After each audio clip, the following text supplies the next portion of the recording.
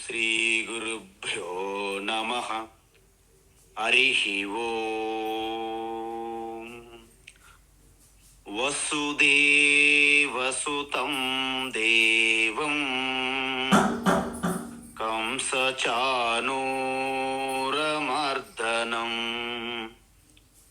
దేవకీ పరమానందం కృష్ణం వందే జగద్గురుం. తీర్త్వా మోహార్ణవం హత్వా రాగద్వేషాదిరాక్షసాం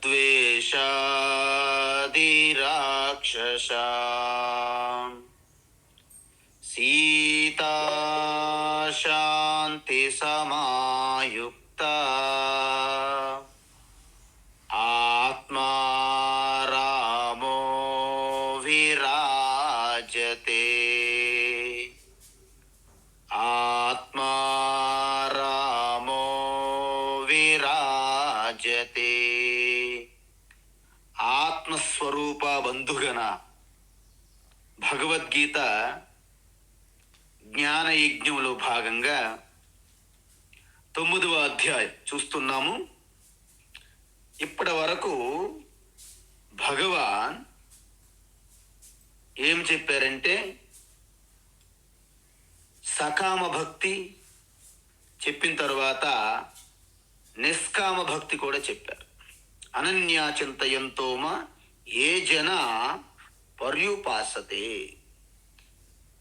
అయితే మొత్తం ఇటువంటి ఒక స్వార్థపూరితమైనటువంటి కోరికలు పెట్టుకోకుండా పరమాత్మయే లక్ష్యంగా, అంటే మన జీవిత లక్ష్యం ఏమిటంటే పరమాత్మయే. సకామ భక్తులు ఏమిటి?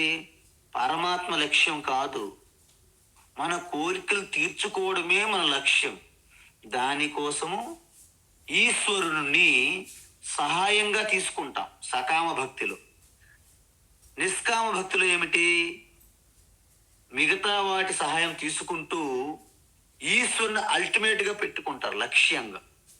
దీన్నే నిష్కామ భక్తి అంటారు. అందువల్ల సకామ భక్తికి నిష్కామ భక్తికి మీకు స్పష్టత ఉండాలి. విష్ణు సహస్రనామం చదువుతున్నాం పారాయణ అనుకుందాం. సకామ భక్తి ఎలా ఉంటుంది? నాకు పలాయన కోరిక తీరాలి, దానికోసము ఒక సహాయముగా విష్ణు సహస్రనామావళిని వాడుకుంటున్నా. అంటే అప్పుడు మీరు చిన్న తప్పు జరిగినా మీకు ఫలితం రాదు. దీన్ని సకామ భక్తి అంటారు. అలా కాకుండా నా అంతఃకరణ శుద్ధి కోసం, మోక్ష ప్రాప్తి కోసం, గురు శాస్త్ర లభ్యం ప్రాప్తి కోసం నేను విష్ణు సహస్రనామాన్ని సహాయంగా తీసుకుంటే దాని నిష్కామ భక్తి అంటారు.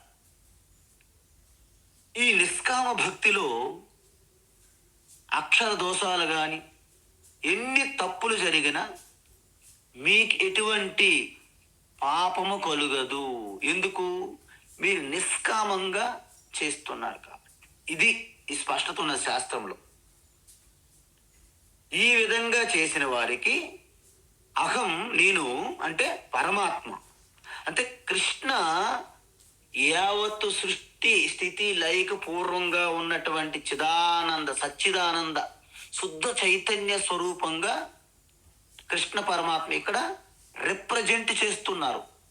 అందువలన ఇక అల్టిమేట్ బ్రహ్మస్వరూపం ఈశ్వర్ అంటే ఎవరు? కృష్ణ అనేది ఇక్కడ భగవద్గీతలో ఉంటుంది. నేను మీ యొక్క యోగక్షేమాలు చూసుకుంటా, నేను మోస్తానంటున్నా. ఎందుకు?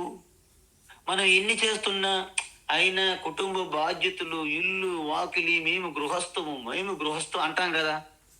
మీరేం టెన్షన్ పడకండి.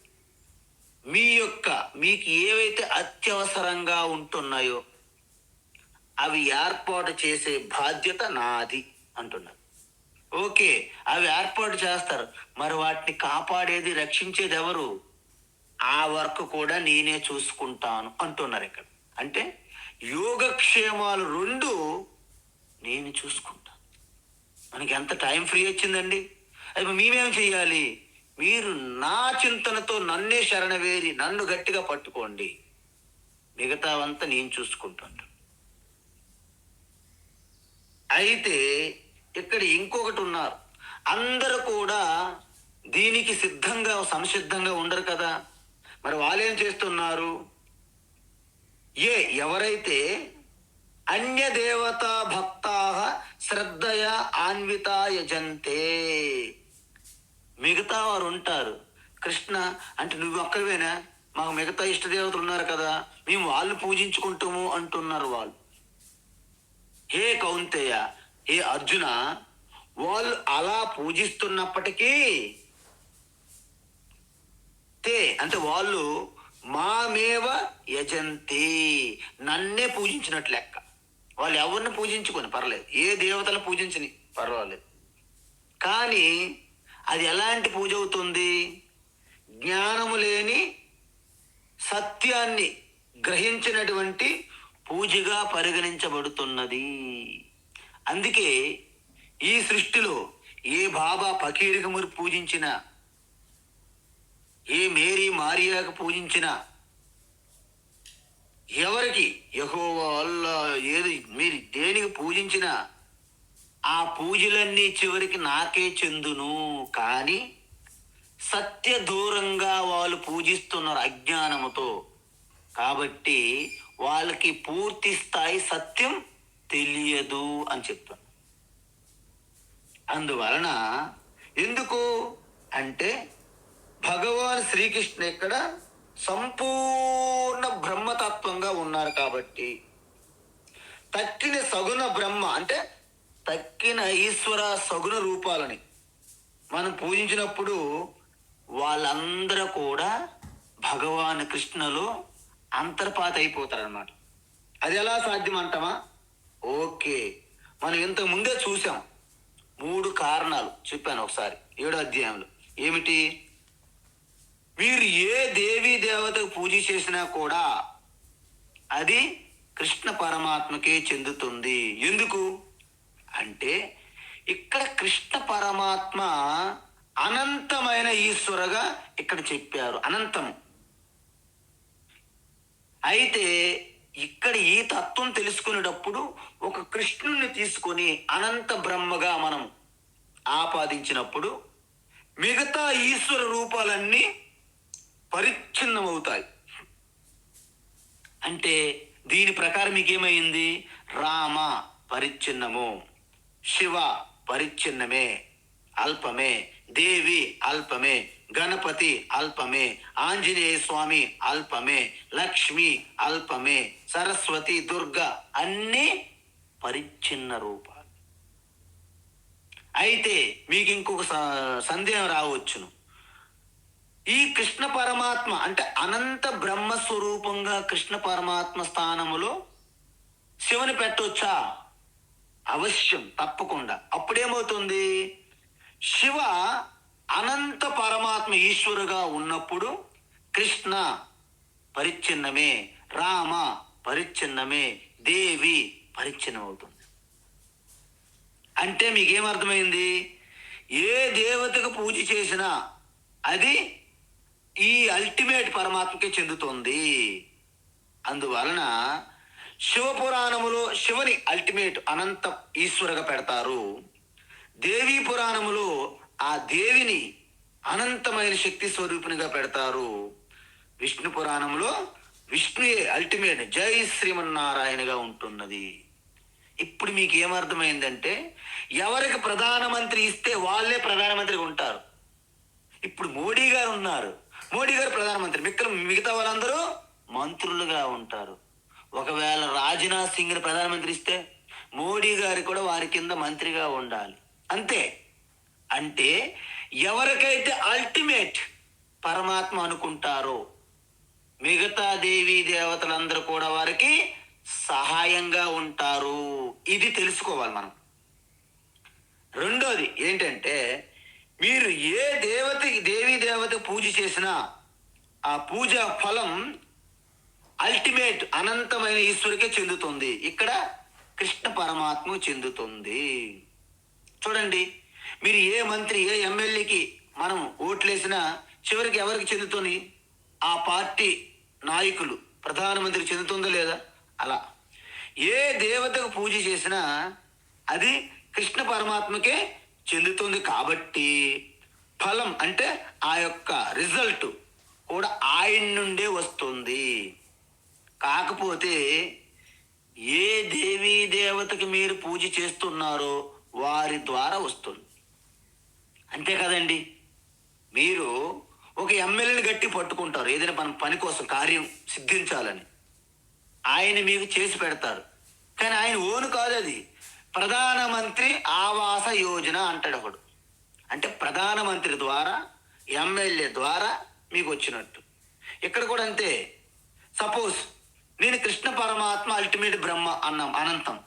కానీ మీరు ఏదో ఒక పోలేరమ్మ, మల్లమ్మ, ఎల్లమ్మ, అంకమాంబ, మాణిక్యంబ ఎవరికో పూజ చేశారు. ఈ పూజ కూడా చివరికి అనంత పరమాత్మ కృష్ణకి చెందుతుంది. వచ్చినటువంటి ఫలితము ఈ దేవత ద్వారా వచ్చినప్పటికీ అనంత ఈశ్వర కృష్ణ నుండే వస్తుంది అని చెప్తున్నారు ఇక్కడ. అందువలన వేరే దేవతల పూజ సకామ భక్తి కింద వస్తుంది. వేరే దేవతలకు పూజ చేస్తే ఆ ఫలితం కూడా అనిత్యము అశాశ్వతంగానే ఉంటుంది. ఆ దేవతలకి పరిచ్ఛిన్నత పరిమితమైన శక్తి ఉంటుంది. కాబట్టి ఎందుకు ఇక్కడ కృష్ణ పరమాత్మ అనంత పరమాత్మ అనంతీశ్వరుగా అనుకున్నప్పుడు మిగతా దేవి దేవతలు అన్ని కూడా ఎన్ని రూపాలు కూడా అవి పరిమితమైన శక్తి ఉంటాయి వాటికి. ఆ దేవతలు కూడా వారి శక్తి మేరకే మీకు రిజల్ట్ ఇస్తారు, ఫలితం. అందువలన ఇప్పుడు మనకి డాక్టర్ హాస్పిటల్ ఉంటాయి, స్పెషలైజేషన్ ఉంటుంది. హార్ట్ ప్రాబ్లం ఉన్న వాళ్ళు కార్డియాలజిస్ట్ దగ్గరికి వెళ్ళాలి, అంతేగాని ఈఎన్టీ స్పెషలిస్ట్ దగ్గరికి వెళ్ళి నాకు హార్ట్ ప్రాబ్లం అని, హార్ట్ ప్రాబ్లం దగ్గరికి వెళ్ళి నాకు గొంతు ప్రాబ్లము, చెవి ప్రాబ్లం అని చెప్పకూడదు. అలా దేవతలు కూడా వారి యొక్క శక్తులని అలాగా విభజించారు. మీరు చూడండి, మీకు విద్య రావాలంటే సరస్వతీ దేవిని ఉపాసన భక్తి చేస్తారు. కొత్తగా ఒక బిజినెస్ చేస్తున్నాడు, వారు సరస్వతి దేవిని పూజిస్తారండి? లేదు, వారు లక్ష్మీదేవిని పూజిస్తారు. ఎందుకు? ఐశ్వర్యం కావాలి, కుబేర యంత్రం పెడతారు. అందువల్ల ఈ దేవతలకు చేసే పూజ సకామ భక్తి కిందకి వస్తుంది. కాబట్టి మరి శాశ్వతమైనటువంటి సంపూర్ణ శాశ్వత నిత్య ఫలం కావాలంటే ఏం చెయ్యాలి?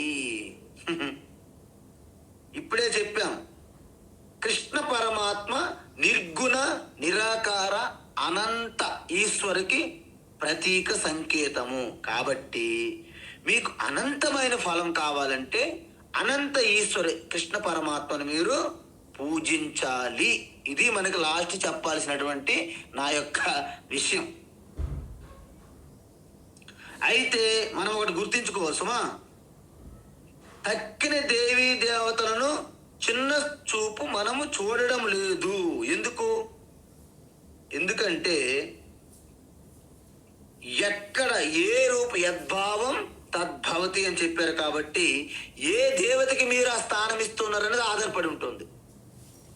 ఇక్కడ అనంత శక్తి, అనంతమైనటువంటి జ్ఞానము, ఐశ్వర్యము ఏ దేవత మీద ఏ దేవి మీద మీరు పెడితే మిగతావన్నీ అల్పమైన శక్తి ఉన్నవి అవుతాయి. కాబట్టి అందువలన మీకు అలాంటివి మిగతా దేవతలకి తక్కువ ఎక్కువ ఏం లేదండి.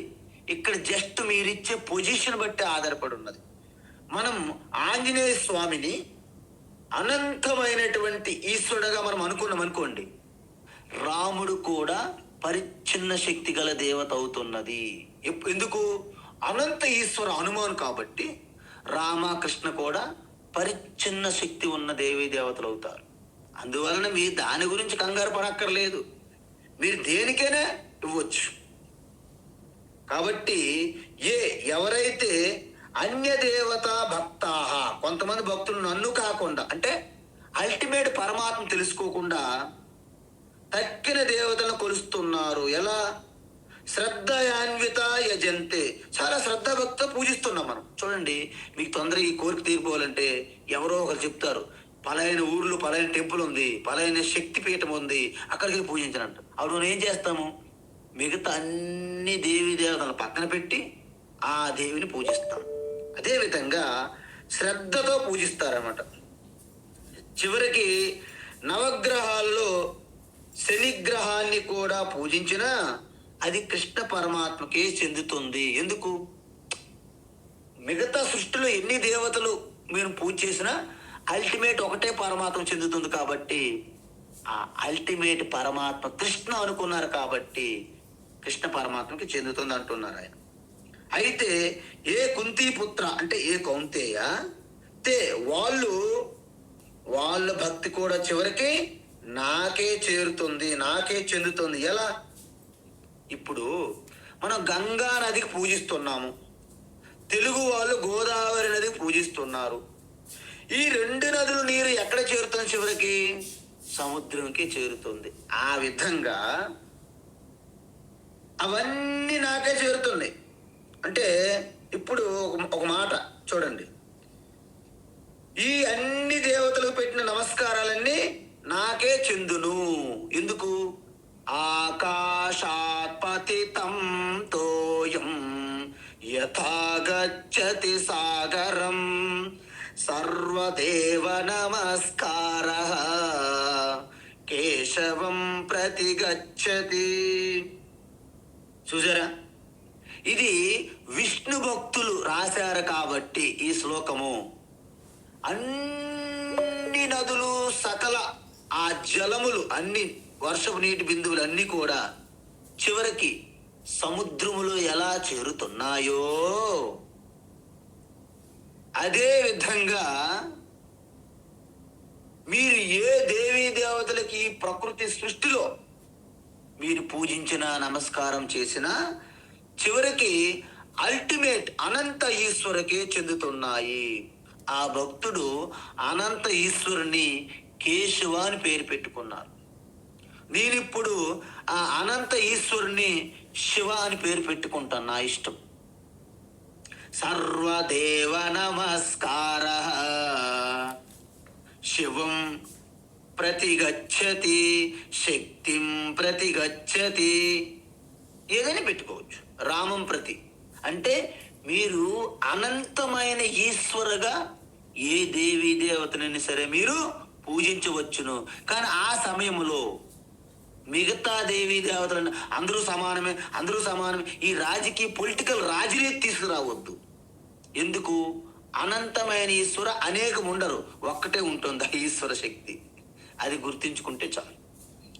అందువలన అవిధి పూర్వకం, ఇక్కడ అవిధి అంటే అజ్ఞానం. ఎందుకు? వారికి తక్కిన దేవతలంతా నాలోనే ఇమిడి ఉన్నారనే సత్యం తెలియదు వాళ్ళకి. వాళ్ళేమనుకుంటారు, కృష్ణవే okay, Rama okay, Shiva okay, Ganesh okay, Parvati అన్నీ ఓకే, మంచిదే. కానీ వీటన్నింటిలో ఒక అనంతమైన ఈశ్వర సమానం ఒక్కటే ఉంది. దాన్ని మీరు విష్ణుగా చూస్తారా, శివగా చూస్తారా, దేవిగా చూస్తారా, గణపతిగా చూస్తారా, మీ ఇష్టం. కానీ మిగతావన్నీ కూడా సమాన శక్తివి అంటే అనంతమైన శక్తిగా ఉన్న ఈశ్వరులు అనంతం ఉండరు, ఒక్కటే ఉంటుంది. అది గుర్తుంచుకోవాలి. అందువలన ఈ విధంగా వాళ్ళు నన్ను పూజ చేస్తారు అనుకోండి, సపోజ్ నన్నే పూజిస్తే తక్కిన దేవతలందరినీ పూజించినట్టే అవుతుంది. ఎందుకు? అందుకే సముద్ర స్నానము సకల నదులలో స్నానం చేసినట్టుగా అని చెప్తారు మనకి పెద్దలు. అందువలన ఇంతకీ వాళ్ళు అలా నా గురించి తెలుసుకోకపోవడం వలన వాళ్ళకి ఏం పరిస్థితి వాటిల్లుతుంది, అది ఇప్పుడు చెప్తున్నారు భగవాన్ శ్రీకృష్ణ. అహం హి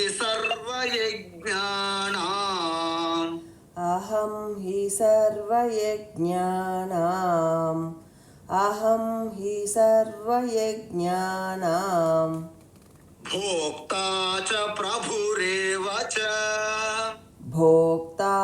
च प्रभुरेव च भोक्ता च प्रभुरेव च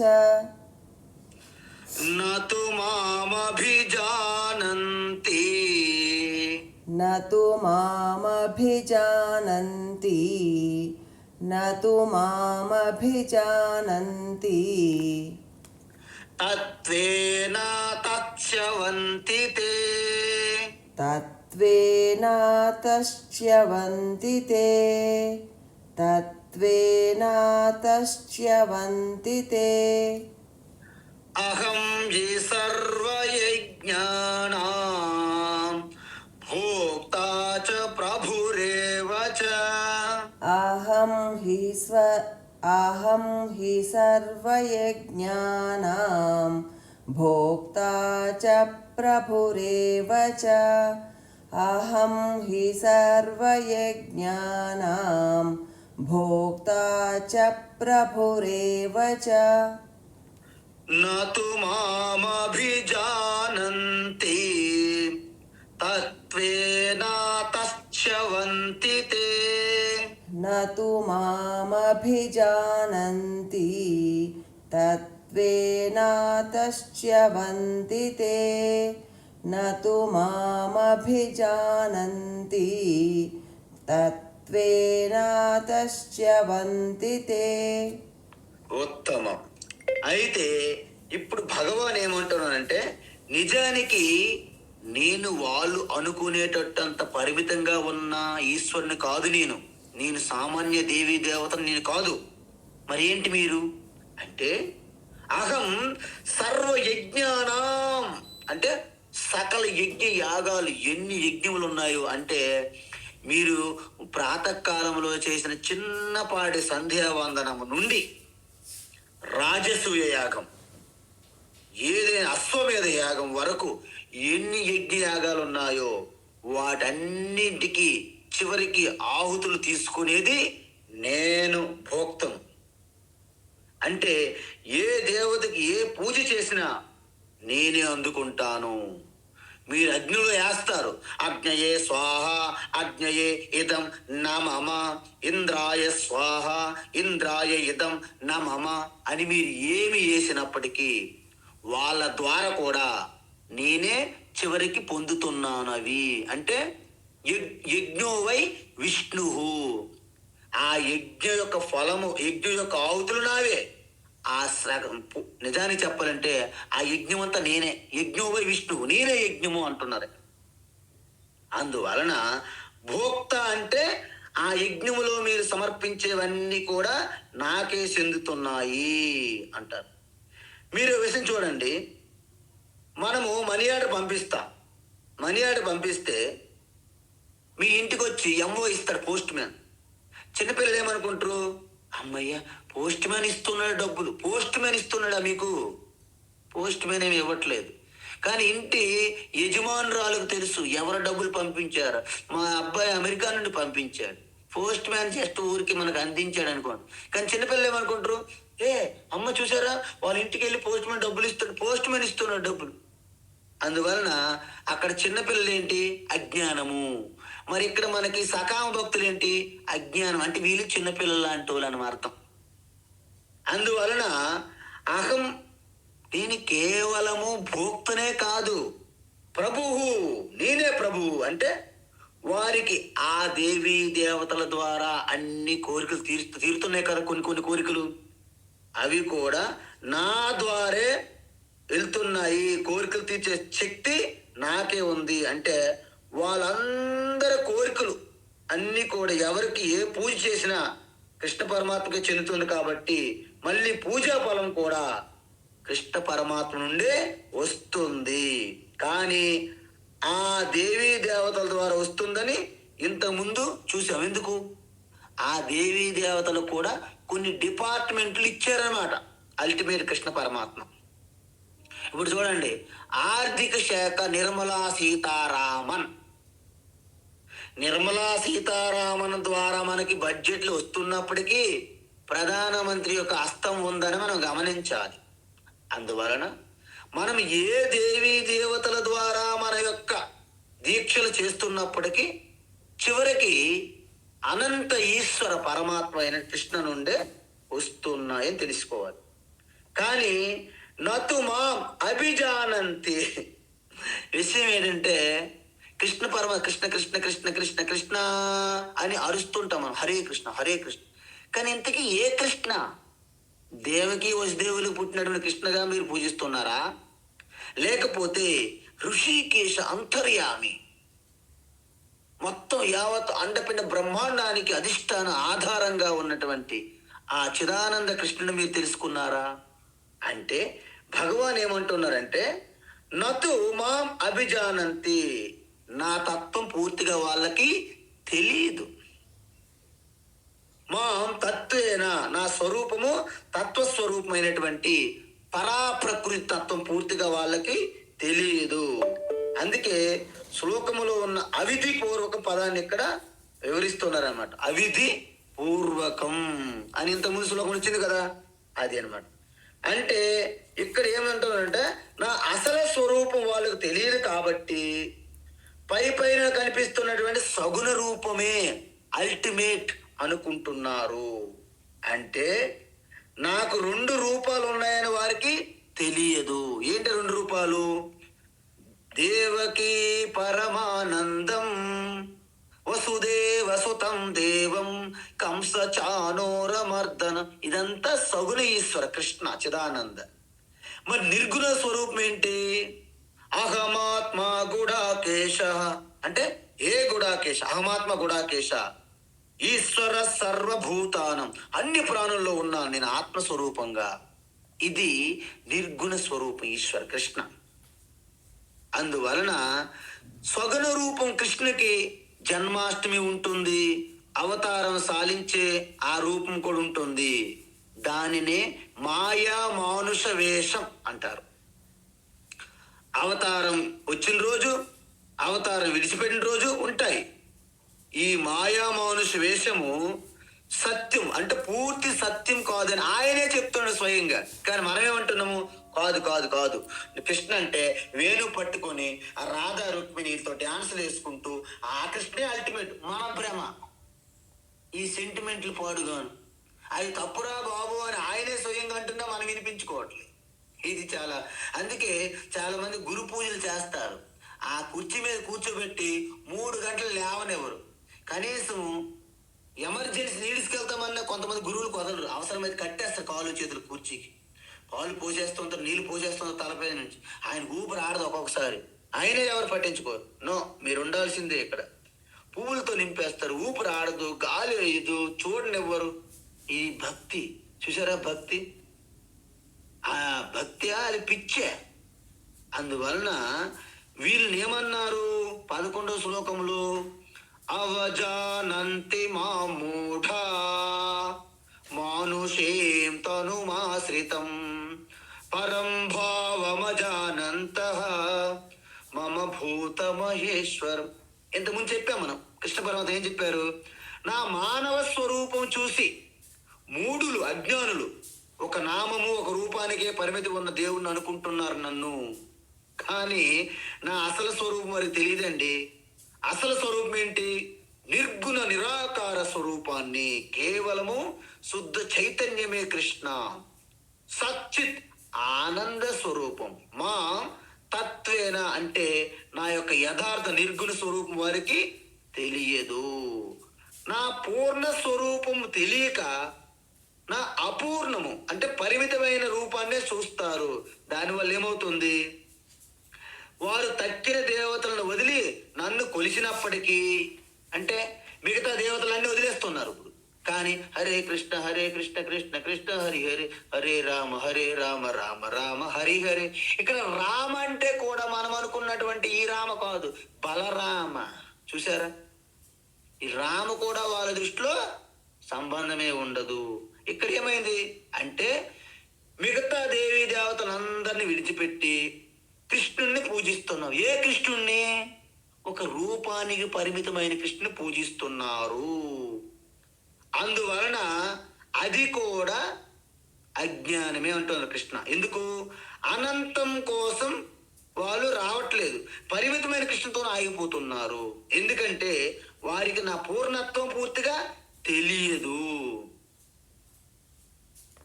అందువలన వాళ్ళు ఏం కోరుకుంటారు?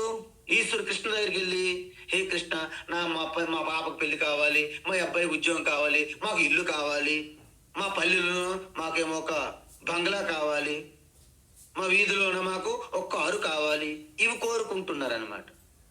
అందువలన మనం ఏం అడగాలో మనకి తెలియడం లేదు. అయితే ఒక వ్యక్తి ఒక పాల వ్యాపారం చేస్తాడంట. పాల వ్యాపారం చేసి తపస్సు చేశాడట. ఎందుకు? ఆయనకి పాలు కొరత ఎప్పుడు వస్తున్నదన్నమాట. అయితే ఈశ్వర ప్రత్యక్షమై, హే వత్స, హే భక్త, నీ కోరిక ఏమిటి అడుగు అన్నాడట. నాకు పాలు శాశ్వతంగా, అంటే కంప్లీట్ పాలు తరగనటువంటి పాలు ఉండేటట్టుగా నాకు వరం ఇవ్వు స్వామి అని అడిగాడు. తథాస్తు అన్నాడంట ఈశ్వర. వెంటనే ఆ పాలు వ్యాపారి ఇలా చూసేసరికి పక్కనే పెద్ద పాలుతో ఉన్నటువంటి ఒక సరస్సు లేకు ఉందట అక్కడ. అందులో స్వచ్ఛమైనటువంటి శుద్ధమైనటువంటి పాలు. ఈశ్వర వరప్రసాదం కదా.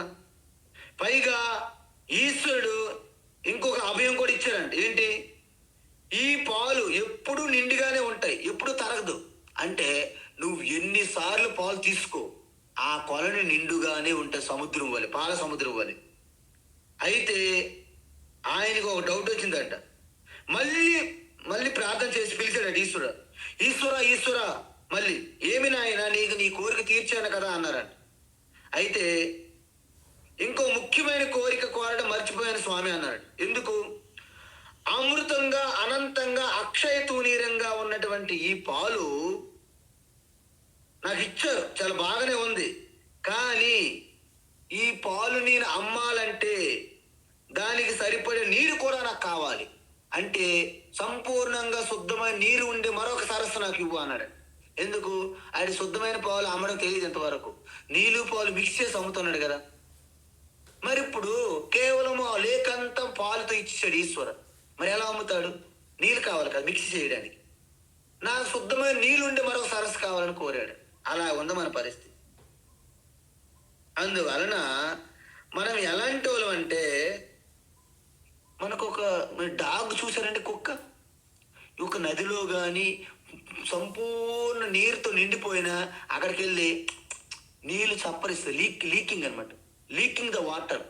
అంటే అక్కడ కూడా అంత సమృద్ధిగా ఉన్న వాటర్ తాగడం చేత కాదనమాట. అక్కడ కూడా అలా చప్పరించడమే దాని యొక్క బుద్ధి. అలాగా మనము కూడా కృష్ణ పరమాత్మ దగ్గరికి వెళ్ళి అనంత బ్రహ్మస్వరూపంగా ఉన్న కృష్ణతత్వాన్ని తెలుసుకోకుండా కేవలం హరే కృష్ణ హరే కృష్ణ కృష్ణ కృష్ణ హరి హరి దగ్గర ఆగిపోతారమ్మా.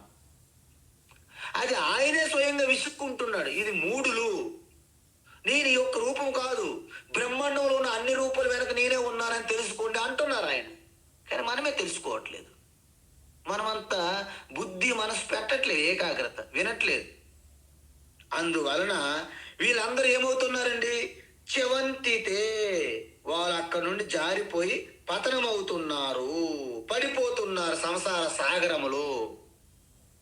అందుకు మునగడము తేలడము, మునగడము తేలడము అలా జరుగుతుంది జీవితం అంతా. ఒకసారంట మనకు తెలుసు కదండి, ఈ స్కావెంజర్స్ అంటారు. అంటే ఈ ఒక వాటర్ బాటిల్స్, ఈ కవర్లు ఏరుతుంటారు. అలాగా మన రోడ్ల పక్కన, మన రైల్వే స్టేషన్లో ఏరుకుంటూ వెళ్తుంటారు. ఒకసారి ఒక పెద్ద రాజు భవనం ఉన్నదంట. ఆ పక్క నుండి వెళ్తూ ఎంత బాగుందో, ఈ ప్యాలెస్ ఎంత బాగుందో అని అలా చూసుకుంటూ మాట్లాడుకుంటూ వెళ్తున్నాడు ఒక బాలుడు, ఒక కుర్రోడు. వెంటనే అక్కడే రాజు పర్యవేక్షణ కోసం అలా వస్తూ విన్నాడట ఆ మాట. ఓహో, వెంటనే మంత్రి పిలిపించి ఆ కుర్రోడిని రేపు మన దగ్గర తీసుకురా అన్నాడు. రేపు ఉదయాన్నే మంత్రి ఆ స్లమ్ ఏరియాకి వెళ్ళాడంట. స్లమ్ అంటే మన బోరబండ, మన ఉన్నాయి కదండి ఎర్రగడ్డ రోడ్డు పక్కన ఉంటాయి slum area. Slum dog and millionaires అంటే ఏదో సినిమా వచ్చిందని. అందువలన ఆ మంత్రి వెళ్ళి ఆ తల్లిదండ్రులు వాళ్ళందరూ స్లమ్ ఏరియాలో అందరూ భయపడుతున్నారట. ఏంటి మంత్రి వచ్చాడు రాజుగారు పంపించారు, భయపడుతున్నారు. ఏం లేదండి, మీ అబ్బాయిని రాజుగారు పంపించమన్నారన్న. వాళ్ళు భయపడుతూనే పంపించారు. ఎందుకు? కాదు పోదు అనలేరు కాబట్టి ఆ బాబు తీసుకెళ్లారంట, రాజభవనంలో తీసుకెళ్లారు. ముందే ఒక అద్భుతమైనటువంటి స్నానపానాలు చేయించి మంచి వేషధారణ యువరాజులాగా అలంకరించి రాజభవనంలో నీకు ఏం కావాలంటే కోరుకు, ఈవేళ నీకు అన్ని ఇస్తున్నాం అని రాజు మాట ఇచ్చాడు. ఉదయం నుండి సాయంత్రం వరకు ఏది కావాలంటే అన్ని భోగాలు సూచిస్తాడు, అనుభవిస్తున్నాడు. చీకటి అవుతున్నది. ఈ స్లమ్లో ఉన్న వాళ్ళందరూ ఒక దగ్గర గుమిగూడి ఏం చేస్తున్నాడు, అబ్బాయి రాలేదు, టెన్షన్ టెన్షన్ టెన్షన్ టెన్షన్లో ఉన్నారు అందరూ. ఆ స్లమ్ ఏరియాలో ఉన్న వీధిలో ఉన్న వాళ్ళందరూ. చివరికి రాజు సైనికులు మంత్రి ఆ యొక్క రథంలో తీసుకొచ్చి ఆ బాలుని ఇక్కడ దింపారంట. అందరూ ఆశ్చర్యంగా గుమిగూడుతున్నారు. ఏం చేశారు, రాజు ఏమైనా శిక్షించాడా, నువ్వేమైనా తప్పు చేయలేదు కదా, ఎందుకు అలా చేశారు? అందరికి ఊహాగానాల్లో ఉన్నారనమాట. అప్పుడు అన్నాడు, మీ ఊహాగానాలన్నీ తప్పు అన్నాడు ఆ కుర్రోడు. ఏమైంది? రాజభవనంలో నేను అన్ని భోగాలు అనుభవించాను, కానీ నాకు ఒక్కడ కనిపించలేదు అన్నాడు. ఏంటి? ఈ భిక్షమెత్తుకున్న పాత్ర ఎక్కడ నాకు దొరకలేదు అన్నాడు. అక్కడ ఈ చిప్ప ఎక్కడా లేదండి, పాపం రాజుకి చిప్పలేదు అన్నాడంట. అంటే దీన్ని బట్టి మనకు అర్థం ఏంటి? మనం చిప్ప పట్టుకొని తిరిగే ఈ భ్రమలో తిరుగుతుంటే మీకు రాజభవనాలు కూడా ఎన్ని రాజభవనాలు ఉండే కానీ ఈ భిక్ష ఎత్తుకొని చిప్పలేదే రాజుకి అని వాపోయాడట పిల్లవాడు.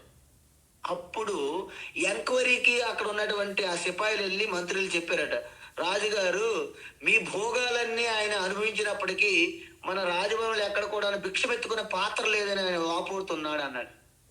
ఇది అసలైనటువంటి పరిస్థితి.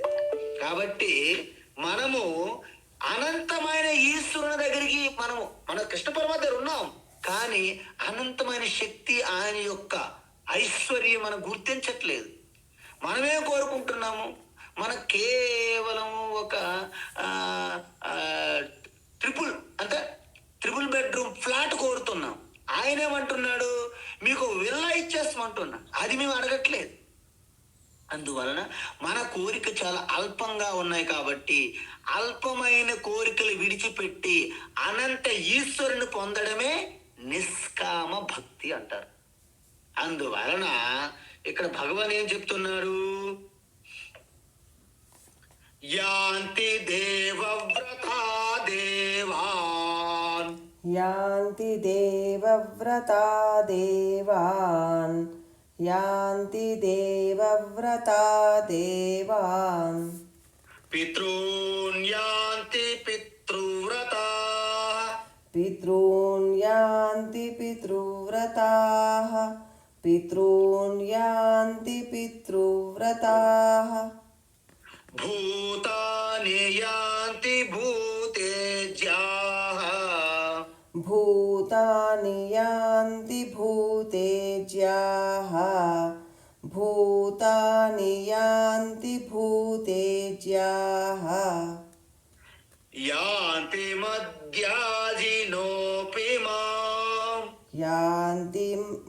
యాంతి మద్యాజినోపి మాం, యాంతి మద్యాజినోపి మాం, యాంతి దేవవ్రతా దేవాన్, పితॄన్ యాంతి పితృవ్రతా, యాంతి దేవవ్రతా దేవాన్, పితॄన్ యాంతి పితృవ్రతాః, యాంతి దేవవ్రతా దేవాన్, పితॄన్ యాంతి పితృవ్రతాః, భూతాని యాంతి భూతేజ్యాః, యాంతి మద్యాజినోపి మాం, భూతాని యాంతి భూతేజ్యాః, యాంతి మద్యాజినోపి మాం, భూతాని యాంతి భూతేజ్యాః, యాంతి మద్యాజినోపి మాం. ఉత్తమం. అయితే ఇక్కడ ఈశ్వర మనకి ఒక విషయాన్ని గుర్తు చేస్తున్నారు. 7వ అధ్యాయంలో కూడా చెప్పాం కొన్ని విషయాలు. ఏంటి అంటే సరే, మనుషులు అజ్ఞానులు, అవివేకులు, ఓకేనండి, మనకంత జ్ఞానం లేదు. కానీ సకలము తెలిసిన ఈశ్వరునికి బుద్ధి ఉండాలి కదండి. ఏంటి బుద్ధి? మనం మోక్షం కావాలని మనకు తెలియదు, ఆయనే స్వయంగా మనందరం మోక్షం ఇవ్వచ్చు కదా అని కొంతమంది ఆలోచన. కానీ మీకు విషయం తెలుసా?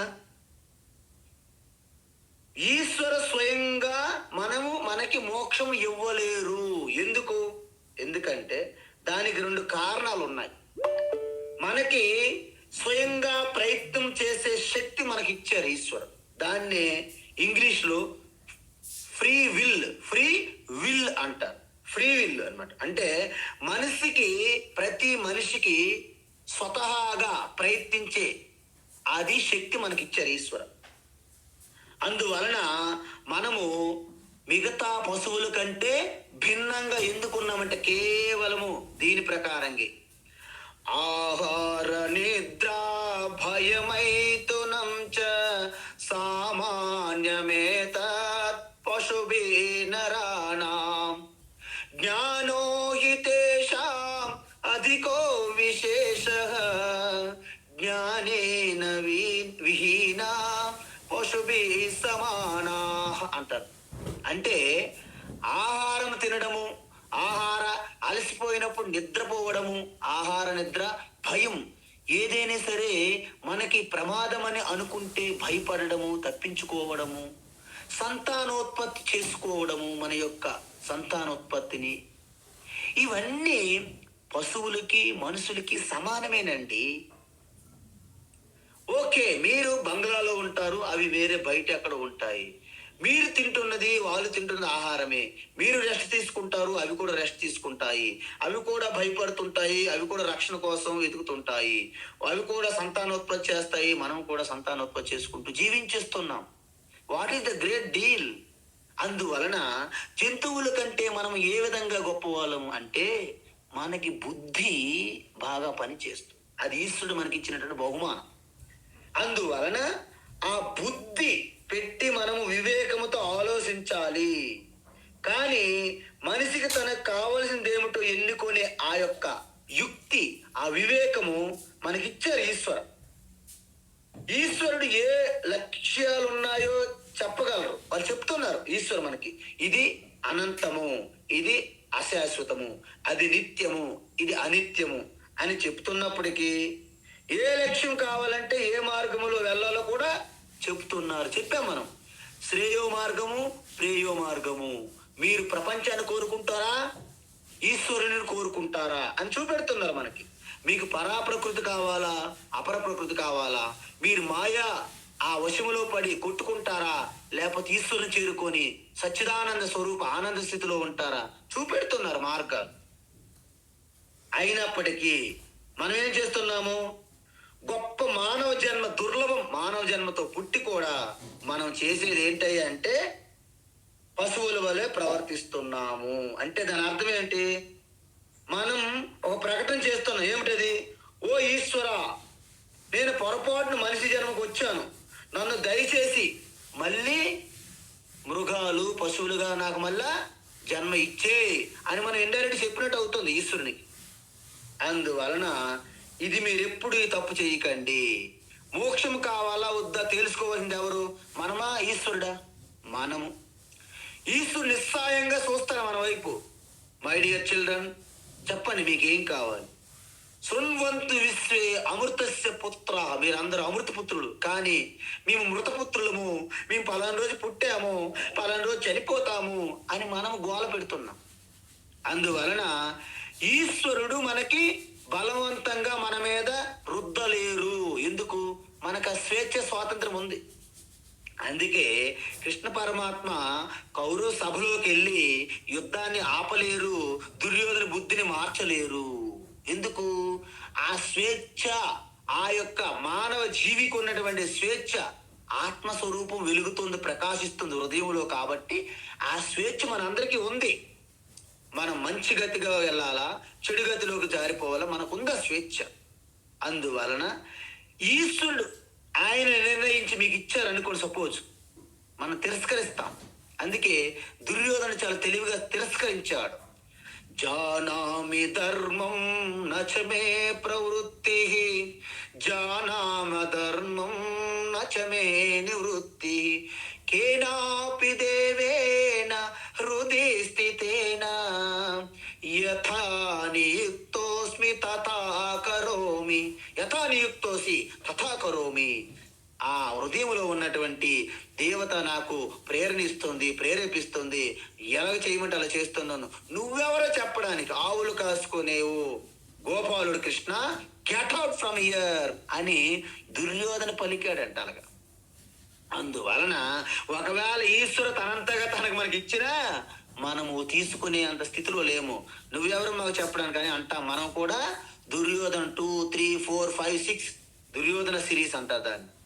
అందువలన ముందు మనకి అసలు ఒకవేళ ఈశ్వరు మనకు బలవంతంగా ఇస్తే మనం తీసుకోము. ఎందుకు మీకు తెలుసు. ఎందుకంటే ఇచ్చే వ్యక్తి ఉండాలి, తీసుకునే వ్యక్తి ఉండాలి. ఎవరైనా భగవద్గీత చెప్తామంటే మీరేమంటారు?